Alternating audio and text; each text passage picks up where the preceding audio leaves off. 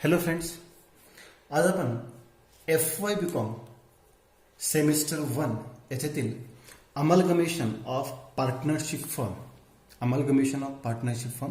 म्हणजे भागीदारी संस्था, दोन किंवा दोनपेक्षा जास्त भागीदारी संस्था एकत्र येऊन एखादी नवीन संस्था त्यांनी भागीदारी संस्था स्थापन केली असेल तर त्याला आपण काय म्हणतो, अमलगमेशन ऑफ पार्टनरशिप फर्म. आता या टॉपिकमध्ये आपल्याला कोणकोणते अकाउंट्स करायचे आहेत, कोणत्या अकाउंटिंग ट्रीटमेंट आहे, जर्नल कसं करायचं आहे, नवीन कंपनीची बॅलन्स शीट कशी करायची आहे, हे सर्व पाहायचं. त्यासाठी आता आपण इंट्रोडक्शन पाहूयात. Firms carrying on similar business म्हणजे एकाच प्रकारचे व्यवसाय करणाऱ्या दोन फर्म्स असतील किंवा जास्त फर्म्स असतील, agree to and their separate or independent existence म्हणजे त्यांचं जे स्वतंत्र अस्तित्व असतं ते समाप्त करून, बंद करून एकत्रित येतात. Combine there business and form a new firm एकत्र येतात आणि एक नवीन संस्थेची स्थापना करतात. त्याला आपण काय म्हणतो, amalgamation. That means merging of to or more separate firms. Merge म्हणजे एकत्र येणे, एकत्रित करणे. Merging of to or more separate firms into a new single firm is called the amalgamation of firm. म्हणजेच काय की दोन किंवा तीन म्हणू शकतो किंवा जास्त म्हणू शकतो आपण, दोन किंवा जास्त संस्था एकत्रित येऊन नवीन संस्था स्थापन करतात, नवीन संस्था सुरू करतात म्हणा किंवा स्थापन करतात. त्याला आपण काय म्हणतो, अमलगमेशन ऑफ पार्टनरशिप फर्म म्हणतो. आता अमलगमेशन ऑफ कंपनी असेल किंवा अब्सॉर्प्शन असेल किंवा रिकन्स्ट्रक्शन असेल, हा FY BCom म्हणजे सेमिस्टर 4ला आपण हा पॉईंट पाहतो. हा अमलगमेशन ऑफ पार्टनरशिप फर्म आहे. ह्या दोन्हीमध्ये कन्फ्युजन करायचं नाही. As the old firms are close, जर आपण दोन संस्था बंद करून नवीन संस्था स्थापन करणार आहे म्हणजे जुनी संस्था काय करणार आहे, बंद करणार आहे. Their accounts are also required to be close. मग त्यांचे अकाउंट सुद्धा आपल्याला क्लोज करावे लागतील. For this purpose each of the old firms is required to take the following steps. आता हे अकाउंट्स बंद करताना कोणकोणत्या स्टेप्स आपल्याला घ्यायचे आहेत, ते स्टेप्स आपल्याला ह्याच्यामध्ये पाहायचे आहेत आणि त्यासोबत आपल्याला जर्नल सुद्धा पाहिजे आहेत. आता या स्टेप एकूण 4 स्टेप्स आहेत आपल्याकडे. या 4 स्टेप व्यवस्थित लक्षात घ्यायच्या. आता त्यासाठी मी सुरुवातीला एक छोटंसं उदाहरण देतो म्हणजे तुमच्या लक्षात येईल की आपल्याला या टॉपिकमध्ये नक्की करायचं काय आहे. आता असं गृहीत धरा किंवा अमलगमेशन का करतात, तर सर्वात महत्त्वाचे 2 पॉईंट लक्षात ठेवायचे आहेत. To avoid cut throat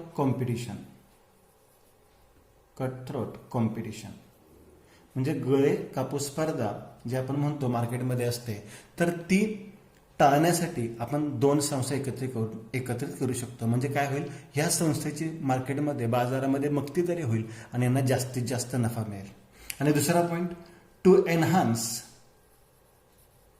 enhance capital और फायनान्स किंवा फायनान्शियल पोझिशन म्हणतो आपण.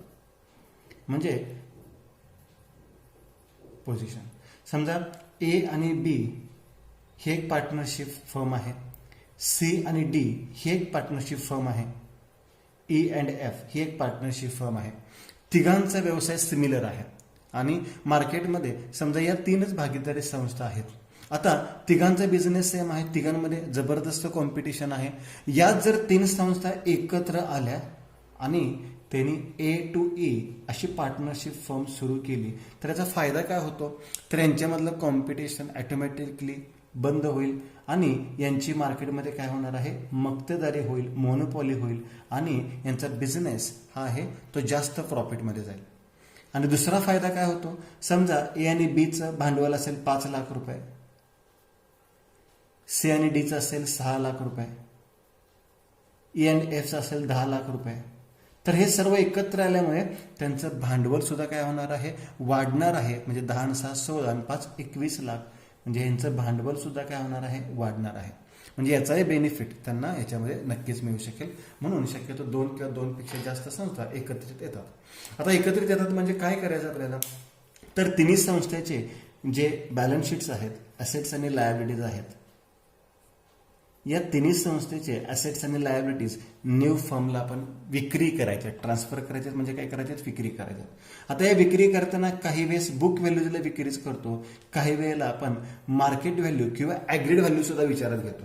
फॉर एक्झाम्पल, आता समजा पहिल्या फर्मची बिल्डिंग असेल 5 लाख रुपये, दुसऱ्या फर्मची फर्निचर असेल 4 लाख रुपये आणि तिसऱ्या फर्मचं समजा मशिनरी असेल 10 लाख रुपये.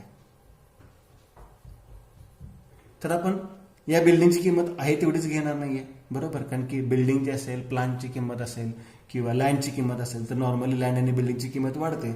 मग ह्या बिल्डिंगची आपण मार्केट प्राइस ठरवली 8 लाख रुपये, म्हणजे नवीन फर्मने ही बिल्डिंग 5 ऐवजी कितीला घेतली, 8 लाखला घेतली, म्हणजे रिव्हॅल्यूड केली.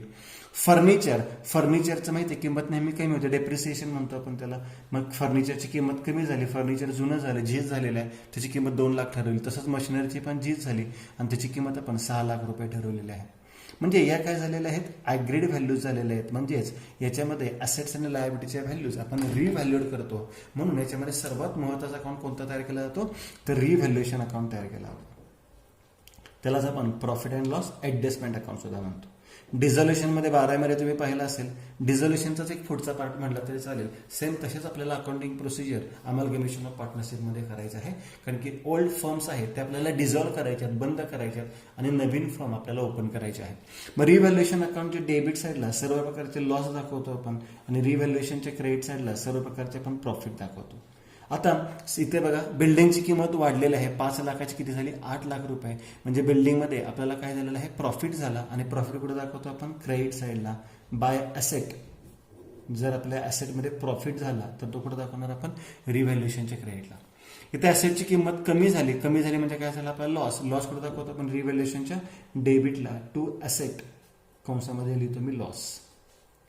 याच्या उलट लायबिलिटी सुद्धा असेल, समजा पहिल्या फर्मची लायबिलिटी असेल, क्रेडिटच असतील 1 लाख रुपये, 1 लाख रुपये, परंतु आपल्याला सेटल करण्यासाठी त्यांनी सांगितलं की तुम्ही 90,000 रुपये फक्त पे करा आणि सेटल करा, लायबिलिटी पेड करून टाका, 10,000 रुपये डिस्काउंट किंवा त्यांनी रिबेट दिला असेल आपल्याला.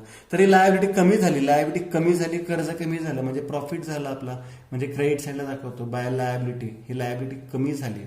म्हणजे ऍसेटच्या बरोबर उलट, ऍसेट कमी झाले तर लॉस आणि लायबिलिटी कमी झाले तर काय होतो, प्रॉफिट होतो. समजा दुसऱ्या फर्मची लायबिलिटी असेल, समजा बँक लोन असेल आणि हे बँक लोन 5 लाख रुपये असेल, पण बँकेने सांगितलं की तुमचं व्याज धरून साधारण एक 5,50,000 रुपये रक्कम होते. म्हणजे इथे लायबिलिटी आपली वाढली म्हणजे आपला काय झाला, लॉस झाला. म्हणजे लॉस कुठे दाखवतो आपण, रिव्हॅल्युएशनच्या डेबिटला दाखवतो. टू लायबिलिटी हा लॉस दाखवला. म्हणजे आपल्याला ऍसेट्स आणि लायबिलिटीज रिव्हॅल्यूड कराव्या लागतात. ही पहिली स्टेप आपल्याला करायची आहे. सांगितलेलं बघा, to revalue the assets and liabilities as agreed by the amalgamating firms. म्हणजे अमलगमेटिंग फर्म्स ज्या एकत्र येणाऱ्या संस्था आहेत त्या ठरवतात की आपल्या ऍसेटची किंमत किती असावी. त्यांना जर वाटलं तरच ते आपल्याला ऍसेट ट्रान्सफर करतील, नाहीतर त्या मार्केटमध्ये विक्री करतील किंवा एखादा पार्टनर ते ऍसेट घेऊ शकतो. For this purpose revaluation account open. आणि या रिव्हॅल्युएशन अकाउंटचा प्रॉफिट किंवा लॉस असतो तो कुठे ट्रान्सफर करतो आपण, कॅपिटल अकाउंटला तयार करतो. मग या रिव्हॅल्युएशनच्या आपल्याला 4 एंट्रीज लक्षात ठेवायच्या. या 4 एंट्रीज तुम्हाला मी लिहून देतो, अगदीच पाठ करण्याची गरज नाहीये. फॉर ऍसेट इन्क्रीज, फक्त तुम्हाला हे शब्द लक्षात पाहिजेत. ऍसेट इन्क्रीज म्हणजे ऍसेट काय झाली, वाढली. आता मला सांगा, ऍसेट वाढली की प्रॉफिट होणार की लॉस, नक्कीच मालमत्ता वाढली आपला काय होतो, प्रॉफिट. आणि प्रॉफिट रिव्हॅल्युएशनच्या क्रेडिटला असतो. मग रिव्हॅल्युएशनला क्रेडिट म्हणजे ऍसेटला काय होणार, डेबिट. त्याची एंट्री कशी होणार मग, asset account debit to revaluation account, asset account debit to revaluation account असे एंट्री होणार त्याची. याच्या उलट जर लायबिलिटी कमी झाली, फॉर ऍसेट डिक्रीज म्हणा किंवा डेप्रिसिएट म्हणा, मी तर डिक्रीज शब्द वापरतो. डिक्रीज म्हणजे काय होणार, कमी झाली. मालमत्ता कमी झाली तर काय होणार आपल्याला, लॉस. म्हणजे रिव्हॅल्युएशनला डेबिट टू ऍसेट अकाउंट, म्हणजे एंट्री कशी होणार त्याची, revaluation account debit to asset account, revaluation account debit to asset account. बरोबर, या 2 एंट्रीज ऍसेटच्या झाल्या. आता लायबिलिटीच्या 2 एंट्रीज पाहूयात. सो सिंपल आहेत. त्याच्यामध्ये नंबर 3 आता, फॉर लायबिलिटी इन्क्रीज, लायबिलिटी वाढली. समजा त्याच्यामध्ये इंटरेस्ट द्यावा लागला, काय झालं असेल. आता लायबिलिटी वाढली म्हणजे आपलं कर्ज वाढलं म्हणजे आपलं नुकसान झालेलं आहे. रिव्हॅल्युएशनच्या डेबिटला म्हणजे त्याची एंट्री काय होणार आहे, revaluation account debit, revaluation account debit to liability account. तुम्हाला एंट्री पार्ट करण्यापेक्षा फक्त प्रॉफिट किंवा लॉस झाला हे जर समजलं तर लॉस डेबिटला असतो, प्रॉफिट क्रेडिटला असतो, याच्यावरून तुमच्या एंट्री लक्षात राहू शकते. आणि फॉर लायबिलिटी डिक्रीज म्हणजे जर आपल्याला सूट दिली असेल सावकाराने, कर्ज आपल्या जो सावकार आहे फायनान्सर असेल त्याने सूट दिली असेल तर आपला प्रॉफिट होतो. आणि लायबिलिटी कमी झाली, कर्ज कमी झालं म्हणजे आपला प्रॉफिट होतो, प्रॉफिट क्रेडिटला दाखवतो. मग त्याची एंट्री काय होणार आहे, liability account debit to revaluation account, liability account debit to revaluation account अशा एंट्रीज होऊ शकतात. म्हणजे सर्वात पहिल्यांदा आपल्याला रिव्हॅल्युएशन अकाउंट तयार करायचं आहे आणि ॲसेट्स रिव्हॅल्यूज करायचे आहेत. आणि हा रिव्हॅल्युएशन अकाउंट मी तुम्हाला इथे दाखवलेला आहे. आणि याचा फरक जो प्रॉफिट किंवा लॉस असतो तो आपण कुठे दाखवतो, कॅपिटल अकाउंटला ट्रान्सफर करतो. म्हणजे जे फर्मचे संस्थेचे मालक असतात त्यांना प्रॉफिट लॉस ट्रान्सफर करतो, कॅपिटल अकाउंटला पाठवितात. आता यानंतर सेकंड स्टेप काय आहे, goodwill account is raise in the books of account. आता गुडविल रेज करतो, तर गुडविल ब्रिंग इन कॅश म्हणू शकत नाही, कारण की पाहिले आपण की गुडविल ब्रिंग इन कॅश कधी म्हणतो, नॉर्मली ऍडमिशन मध्ये म्हणतो. इथे आपण भागीदारी संस्था बंद करणार आहोत, मग इथे आपल्याला गुडविल क्रिएट करावं लागेल किंवा गुडविल रेज करावं लागेल. मग त्याची एंट्री काय करतो आपण, goodwill account debit to partners capital account, goodwill raised, goodwill raise त्याची एंट्री होणार आहे goodwill account debit to partners capital account, goodwill account debit to partners capital account. याप्रमाणे गुडविल रेजची एंट्री आपल्याला करावी लागेल. मग गुडविल रेज करायचं असेल, goodwill account debit to partners capital account. आता यानंतर तिसरी नोट आहे, ती तिसरी एक नोट महत्वाची आहे, त्याला मी IMP करून ठेवतो. पण त्यापूर्वी अजूनही काही ॲसेट्स आणि लायबिलिटीज राहतात बॅलन्स शीट मधल्या, तर त्याची एक एंट्री तुम्हाला माहिती असावी. उदाहरणामध्ये बऱ्याच वेळा जनरल रिझर्व्ह असतात, बरोबर, प्रॉफिट अँड लॉस असतो. आणि नॉर्मली हा लायबिलिटी साईडचा सांगतोय मी, ॲसेट साईडचा प्रॉफिट अँड लॉस सांगत नाहीये. तर जो जनरल रिझर्व्ह असतो किंवा प्रॉफिट अँड लॉस असतो तो आपण पार्टनर्समध्ये काय करतो, डिस्ट्रीब्यूट करतो, बरोबर. त्याची एक एंट्री आपल्याला लक्षात ठेवावी लागेल. मग त्याची एंट्री काय होणार आहे, जनरल रिझर्व्ह अकाउंट डेबिट किंवा profit and loss account debit to कोणामध्ये डिस्ट्रीब्यूट करतो आपण, पार्टनर्समध्ये डिस्ट्रीब्यूट करतो, partners capital account, partners capital account. या एंट्रीज सगळ्या तुम्ही नोट डाऊन करून घ्यायच्या आहेत. असं समजायचं नाही की एंट्रीज मी फक्त एक्सप्लेन करतोय, हे एक्सप्लेनेशन पण तुमच्याकडे असणं महत्वाचं आहे आणि त्यासोबत त्याची एंट्री सुद्धा तुमच्याकडे असणं महत्वाचं आहे. सिंपल पॉईंट आहे. तर पहिल्यांदा आपण काय केलं, ॲसेट रिव्हॅल्यूट केल्या, रिव्हॅल्यूटचे 4 एंट्रीज पाहिल्या आपण, गुडविल रेज केलं, गुडविल रेजची एंट्री पाहिली, आणि त्याच्यानंतर जनरल रिझर्व्ह असेल, प्रॉफिट अँड लॉस असेल तो पार्टनर्समध्ये डिस्ट्रीब्यूट केला, त्याची एंट्री पाहिली. आता याच्यानंतर पुढे काय सांगितलं बघा, the assets and liabilities of the firm are transfer to the new firm. Assets आणि लायबिलिटीज न्यू फर्मला आपण ट्रान्सफर केल्या. However if any of the asset or liability are not taken over by the new firm. जर एखादी asset liability new फर्मने घेतली नसेल तर त्याची एंट्री कशी होऊ शकते त्याआधी मी तुम्हाला एक्सप्लेन करून सांगतो. बघा, आता एखादी असेट किंवा लायबिलिटी जर न्यू फर्मने घेतलीच नाही तर त्याच्या एंट्रीज कशा करतो आपण. आधी समजा आपण असेटचा विचार करूयात, असेट, आणि इकडे आपण लायबिलिटीचा विचार करूयात. तर एखादी असेट नवीन कंपनीने घेतली नसेल तर नॉर्मली आपण एक तर असेट सोल्ड करतो किंवा पार्टनर्समध्ये डिस्ट्रीब्यूट करतो. मग इथे मी असेट रिअलाइजची एंट्री म्हणतो, असेट रिअलाइज्ड. जर असेट मार्केटमध्ये विक्री केली तर आपल्याकडे कॅश येणार, बरोबर. म्हणजे एंट्री काय होणार आहे, cash account debit to asset account, cash account debit to asset account. आणि number 2, asset taken over by partner. Taken over म्हणजे घेणे, टेकन ओव्हर बाय पार्टनर. एखादी ॲसेट मार्केटमध्ये आपण विक्रीच केली नाही तर मला पार्टनर म्हणला की ॲसेट मला हवे, मी त्याची रक्कम देतो, मग asset taken over by partner. त्याची एंट्री काय करतो आपण, partners capital account debit to asset account, partners capital account debit to asset account. एखाद्या पर्टिक्युलर पार्टनरने घेतली तर. आता याच्याच बरोबर लायबिलिटीची एंट्रीज करतो. समजा लायबिलिटी पेड केली असेल, लायबिलिटी रिअर्स म्हणत नाही आपण, लायबिलिटी पेड म्हणतो, म्हणजे कर्जाची रक्कम दिली तर त्याची एंट्री काय करतो आपण, liability account debit to cash account, रोख रक्कम पेड केली आपण, लायबिलिटी टू कॅश अकाउंट. आणि समजा एखादी लायबिलिटी पार्टनर म्हणला की मी पेड करतो, मग लायबिलिटी टेकन ओव्हर म्हणूया किंवा पेड म्हणूया, दोन्हीचा अर्थ एकच. टेकन ओव्हर किंवा पेड बाय पार्टनर म्हणजे आपण रक्कम दिली नाही, ती कर्जाची रक्कम त्या पार्टनरने स्वतः दिलेली आहे, तर त्याची एंट्री काय करतो आपण, liability account debit to partners capital account, liability account debit to partners capital account. या पद्धतीने आपण एंट्रीज करतो. तर जर समजा सांगितलं, काय सांगितलं बघा, the assets and liabilities of the old firms are transfer to the new firm. However if any of the asset or liability not taken over by the new firm, जर एखादी ॲसेट किंवा liability फर्मने घेतली नसेल, म्हणजेच काय, if any asset neither taken over by partner, म्हणजे पार्टनरने asset घेतली नाही, नॉर रिअलाइज इन कॅश, किंवा सेल पण केली नाही, म्हणजे एखादी ॲसेट शिल्लक राहिली असेल, ॲसेट काय राहिली असेल, शिल्लक राहिली असेल, म्हणजे त्याच्याबद्दल उदाहरणामध्ये काहीच सांगितलं नाहीये, तर ती ॲसेट पार्टनर्समध्ये डिस्ट्रीब्यूट करायची. तर ती ॲसेट पार्टनर्समध्ये काय करायचे, डिस्ट्रीब्यूट करायचे, वाटायची आहे. ही नोट व्यवस्थित लक्षात ठेवा.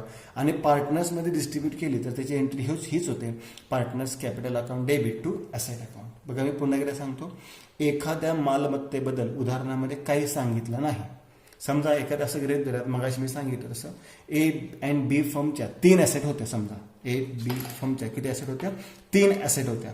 समजा त्या 3 ॲसेटचे नाव होते बिल्डिंग, मशिनरी आणि फर्निचर. ठीक आहे. बिल्डिंग न्यू फर्मने घेतली, बरोबर, न्यू फर्मने टेकन ओव्हर केली 8 लाख रुपयाला मग सांगितल्याप्रमाणे. मशिनरी न्यू फर्मने घेतली नाही, परंतु ही मशिनरी आपण मार्केटमध्ये सोल्ड केली, म्हणजे त्याचे पैसे पण आपल्याला मिळाले. पण फर्निचरबद्दल काहीच सांगितलं नाही उदाहरणामध्ये, फर्निचर तसंच राहिलंय. आता भागीदारी संस्था तर आपण बंद केलाय, व्यवसाय तर बंद केलाय, मग हे फर्निचर काय करायचं, तर हे फर्निचर समजा 2 खुर्च्या 2 टेबल असतील तर एक पार्टनर्समध्ये डिस्ट्रीब्यूट करायचे. म्हणजे हे फर्निचर पार्टनर्समध्ये काय करायचं आहे, डिस्ट्रीब्यूट करायचं आहे, वाटायचं आहे. आणि त्याची एंट्री काय होणार आहे, partners capital account debit to asset account. तर ॲसेट शिल्लक राहिली तर ती काय करायची, पार्टनर्समध्ये वाटायची आहे. आणि तसंच if liability is neither taken over by partner, जर लायबिलिटी न्यू पार्टनरने घेतली नसेल, nor paid of in cash, किंवा पेड केली नसेल, म्हणजे पेड पण केली नाही, टेकन ओव्हर सुद्धा केली नाही, तर ती लायबिलिटी शिल्लक राहिली असं समजूयात आपण. लायबिलिटी काय राहिलेली आहे, शिल्लक राहिली, की त्या लायबिलिटीबद्दल उदाहरणामध्ये काय सांगितलं नाहीये.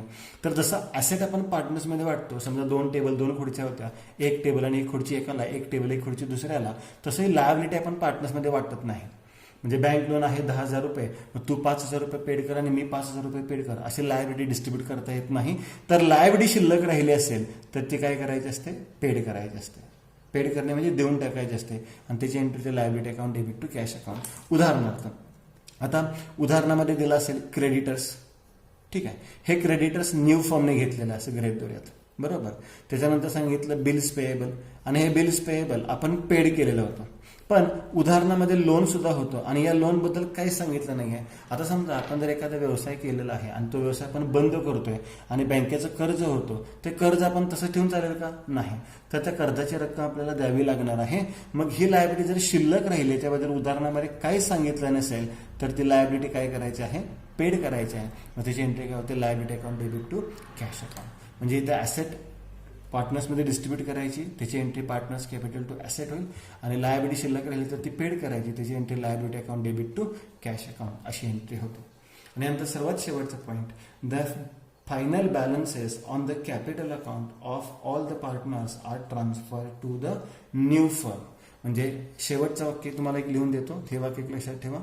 कॅपिटल अकाउंटचा फरक, कॅपिटल अकाउंटचा फरक, आता लक्षात घ्या, आपण व्यवसाय बंद केलाय त्यामुळे बॅलन्स शीटला तर पाठवू शकतच नाही, कारण की बॅलन्स शीट तयार होणारच नाहीये, कारण की आपण फर्म काय केलेलं आहे, बंद केलेलं आहे.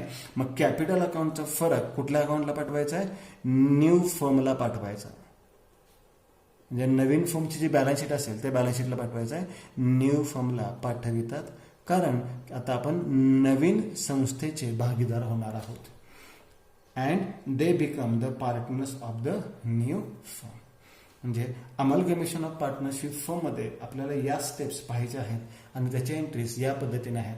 आता याच्यामध्ये काही एक्झाम्पल खूप इझी असणार आहेत, परंतु याचं अकाउंटिंग थोडंसं व्हास्ट आहे. व्हास्ट इन द सेन्स काय, तर आपल्याला एकूण 3 फर्मचं अकाउंटिंग करायचं आहे. 2 ओल्ड फर्म असतील, जुन्या फर्म्स असतील, आणि 1 नवीन फर्म असेल, असं आपल्याला याच्यामध्ये अकाउंटिंग करायचं आहे. त्यामुळे हे अकाउंटिंग थोडंसं लेंदी आहे. मग ते अकाउंटिंग कसं करायचं आहे ते आपण नेक्स्ट लेक्चरमध्ये पाहणार आहोत. आता या ज्या एंट्रीज आहेत, या एंट्रीज स्टेप बाय स्टेप तुम्ही व्यवस्थित नोट डाऊन करून घ्यायचे आहेत, आणि याचे एक्झाम्पल आपण नेक्स्ट लेक्चरमध्ये पाहणार आहोत. थँक्यू.